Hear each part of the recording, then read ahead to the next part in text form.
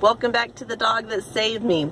Today I'm going to tell you about our trip to Dallas and some inconsiderate people.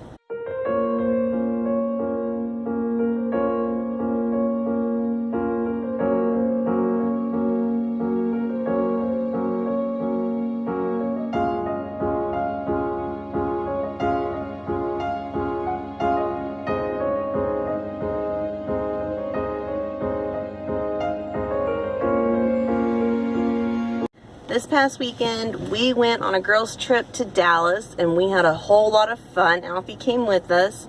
There was 10 of us, all ranging from 13 years old up into their 50s, so we had a really wide variety of people. We headed out first thing Friday morning, and once we got down there, it was about a 5 or 6 hour drive. We had lunch at Texas Roadhouse, because we don't have one of those here, and we had a really good lunch at Texas Roadhouse, and after we had lunch at Texas Roadhouse, we went over to IKEA, because a lot of us hadn't been to IKEA before, and wow, that place was crazy.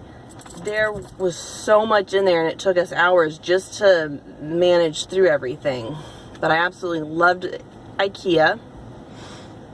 And after we went to IKEA, we went over to my cousin's house where we were staying, had dinner, and that was Friday.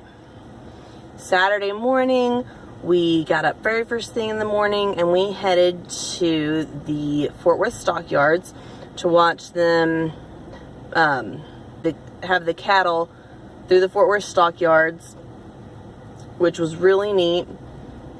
And then after that, these guys were doing a gunfight reenactment, and we went over to where they were. But where they were, there were rows of shops, and then there was a cover over the top, and they were doing their reenactment inside of that. And the guys had these microphones on, and the guns were really super loud, and it echoed, and that scared Alfie, and that was my fault. I should have been more considerate of that. So Alfie and I left really quickly after the gun show started, while everyone else enjoyed the gunfight. From there, we walked from the Fort Worth stockyards over to Billy Bob's, and this is the first encounter that we had with an inconsiderate person. My cousin and I were walking, about to go into Billy Bob's, and this group of 3 people come out, and one of the ladies sees Alfie and makes just a run almost over to us and says, "Oh my gosh, can I pet your dog?" And I said, "I'm sorry, he's working." And she just pauses and goes, "Oh, like, what does he do?" And I said, "Well, he's a service dog." And she's like, "Yeah, but what does he do?" And I said, "Well, he does deep pressure therapy." And about this time, I was like, okay, don't know how to get this lady to leave me alone. So I said, he also does blocking, which keeps people from getting too close to me. And I think that at that point she realized it wasn't going to happen. And so she said, "Oh, okay," and runs over to her group yelling, "We can't pet the dog, everyone." It wasn't a big deal. We moved on from it. We had a really great lunch at Billy Bob's. We missed their line dancing class just by a few minutes, but it was so much fun. And just as we were about to leave Billy Bob's, there was this so adorable elderly couple, and they were dancing, and it was just the cutest thing I think I've ever seen. But we left Billy Bob's, and we headed to downtown Dallas, and we went to Dealey Plaza to their 6-story museum, which, if you guys don't know, it's a museum that has tells about JFK's presidency and his assassination, and you get to see where Lee Harvey Oswald was when he supposedly shot JFK. So that was a really neat experience. It was super crowded, but we just pushed on through the crowds. No one asked to pet him. No one did a drive-by pet. No one harassed us. So it was really nice to be able to do that. And then after the museum, we headed over to Reunion Tower, And we went way up in Reunion Tower and got to see the skyline of Dallas. And that was really neat. We really enjoyed that. And all of that was fairly uneventful. After Reunion Tower, we went to dinner at Papacito's, which again, we don't have one of those here, so it was nice to eat at places we don't have. And that was Saturday.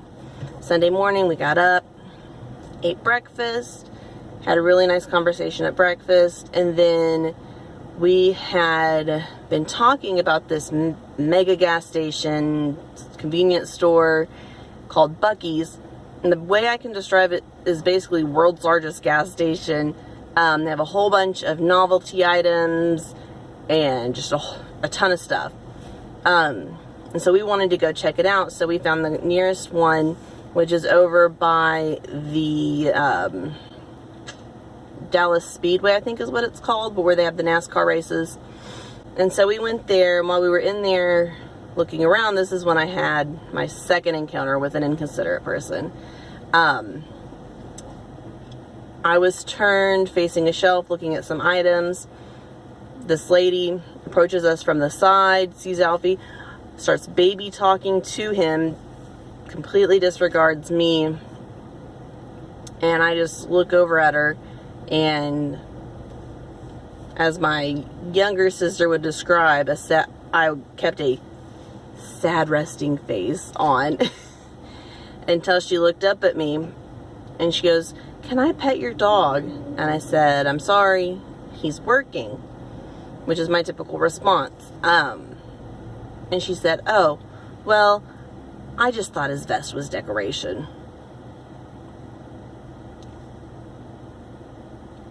Why would I spend all the time and effort to have him in a custom vest that clearly on the side of it says no talking, no touching, no eye contact? Would it just be decoration? But anyways, after she said I just thought it was decoration, she turned and walked away. And that was that. I really don't understand why a person would think that was decoration. Personally, I mean, yeah, his vest does have a unicorn on it, but it doesn't make it decoration.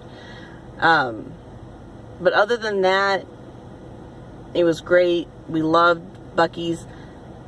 We headed home. Alfie was exhausted. I was exhausted. But we had such a great trip in Dallas. Most everyone was really nice. Other than those few encounters, we got a lot of, "I love your dog's beautiful, what kind of dog do you have?" Which those I don't mind, because you're talking to me and you're ignoring him, and I appreciate that. But that was pretty much it. Other than Alfie getting his new vest in, which I'll have pictures here. New custom vest.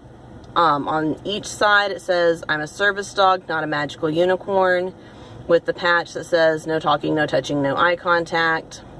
And then on his back it says, "Not all disabilities are visible," with a teal ribbon, which, if you don't know, teal is the color for PTSD, which is why all of the accents are teal.